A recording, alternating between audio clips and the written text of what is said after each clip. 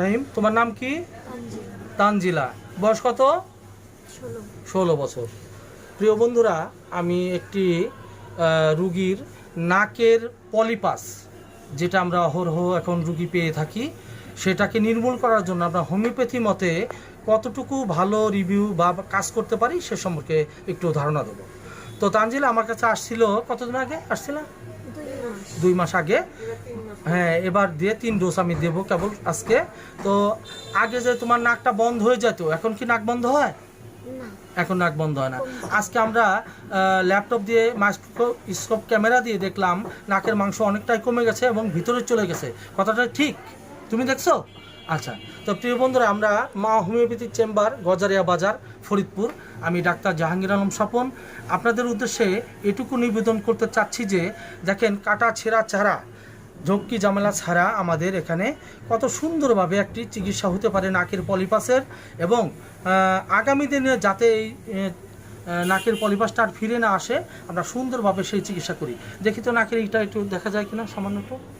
হ্যাঁ, এই দেখেন, আগে নাকটা ভরা ভরা ছিল, এখন স্পষ্ট দেখতে পাচ্ছেন নাকের মধ্যে পলিপাস নাই, ভিতরে চলে গেছে, একটু আছে।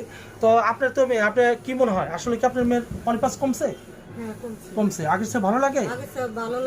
আমাদের হোমিও চিকিৎসা ঠান্ডা লাগতো, মাথা ব্যথা ছিল, এখন কি আছে? একদম নাই। শুকুর আলহামদুলিল্লাহ, আল্লাহর কাছে অনেক অনেক শুক্রিয়া। তো আপনি হোমিওপ্যাথির চিকিৎসা পেয়ে আপনার মেয়ের জন্য কেমন লাগে? ভালো লাগে? তাতে আপনার মনে হয় যে হোমিওপ্যাথি চিকিৎসা আপনি নির্ভর করা যায়? নির্ভর করা যায়।